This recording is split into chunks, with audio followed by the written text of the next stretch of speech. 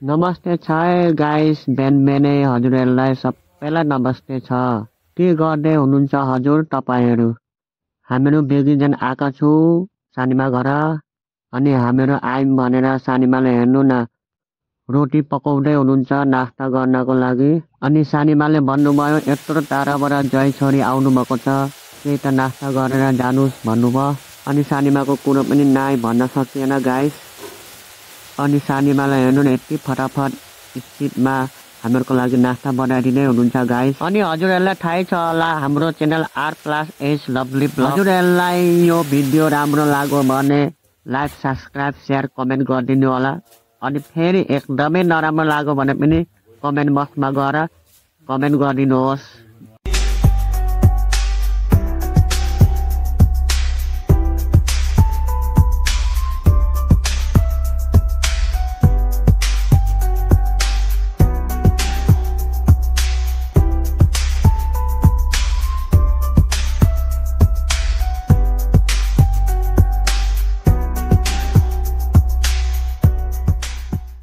यहाँ चाहिँ मेरो वाइफ हिरा देवी, मेरो वाइफको सानीमाको घर हो।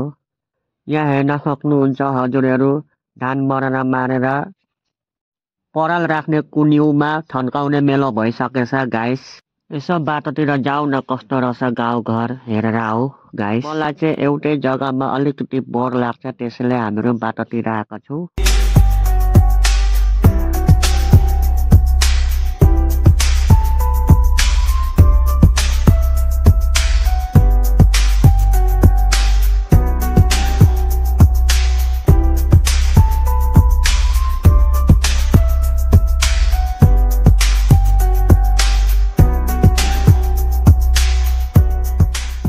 उहाँ चाहिँ सानीमाको सासू आमा हुनुहुन्छ।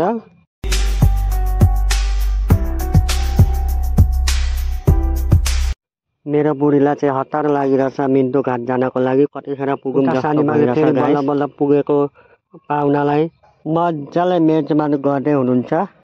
लु है गाइस सानीमाले बोलाउनु भयो हामीलाई नास्ता गर्नको लागि। अब हामीहरू नास्ता गर्दैछौँ। नास्तामा पुरी सब्जी पकाउनु भएको रहेछ सानीमाले।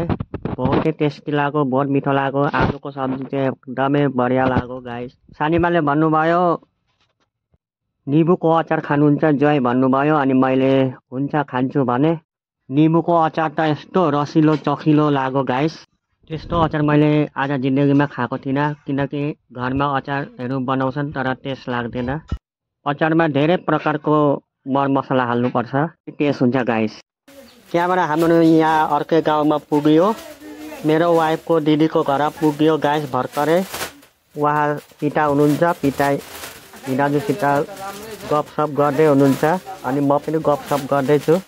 उहाँ चाहिँ दिदीको बुहारी हुनुहुन्छ, चिया पकाउँदै हुनुहुन्छ गाइस। म चाहिँ गाखिर चिया खान्न 8 साल भइसक्यो मैले गाखिर चिया छोडेको। मेरो वाइफले पहिले नै भनिदिएको छिन् गाखिर चिया खानुहुन्न। मलाई चाहिँ गाखिर चिया होइन गाखिर चाहिँ पकाइदिँदै हुनुहुन्छ, गाखिर चाहिँ खान्छु म। समय यस्तो स्पिडले जाँदैछ गाइस। हामीहरू बिहानै 10 बजी आइपुगेका बेगीजान। अब एकछिनमा हामीहरू पुग्दैछौँ गाइस। हामीहरू त्यो ठाउँमा पुगेपछि हजुरहरूलाई सम्पूर्ण भिडियो फुटेज भ्युजहरू देखाउने कोसिस गर्दछु। अब हजुरहरू पनि मेरो पछि पछि आउनु होला। लु गाइस तो लेट्स गो मिन्टो घाट।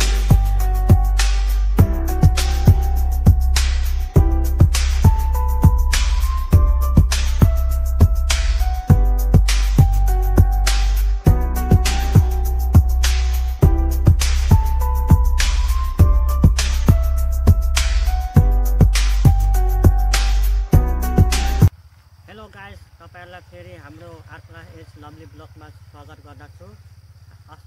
गएको वर्ष मैले तपाईहरुलाई देखाइरहेको थिएँ सर्सुको बारेमा। सर्सु त्यतिखेर हामीहरू आएका थियौँ। सर्सु सबै माने यो तोरी सबै झरिसकेको थियो। त्यतिखेर मैले तपाईहरुलाई गएको वर्षमा देखाउन सकिनँ गाइस। आज तपाईहरुलाई यी सर्सुको फुलहरू देखाउँदैछु गाइस। यहाँ हेर्नुहोस् पुरा सर्सु, हिन्दीले अब सर्सु भन्छन् तर यहाँ पुरा सर्सु लगाइरहेछन्। तोरी पुरा तोरी छरिरहेछन्। पुरा हेर्नु न कस्तो भ्युज राम्रो भ्युज आएको छ गाइस। यो मिन्टो घाट भन्छ यसलाई, यो जग्गालाई। अनि हामीहरू आएको छौँ, मेरो वाइफ अनि हाम्रो पिता आउनुभएको छ। अनि पिता उहाँ घुमिराख्नु भएको छ गाइस। अनि हाम्रो च्यानल R+S लभली ब्लग हजुरहरूले हेरिदिनु होला, सपोर्ट गरिदिनु होला। अनि यो हेर्न सक्नुहुन्छ गाइस, कति राम्रो। अनि यहाँ यसपालि जनवरीमा पिकनिक खान आउने भनेर हामीहरू सोचिरहेको छौँ गाइस। नयाँ 2026 जनवरीमा 1 जनवरीमा हजुरहरू पनि यहाँ पिकनिक बनाउन आउनुहोस् गाइस। बहुतै राम्रो जग्गा छ, बहुत राम्रो प्लेस छ, तपाईँले हेर्न सक्नुहुन्छ। भ्युजहरू पनि कस्तो राम्रो हरियाली पुरा आएको छ।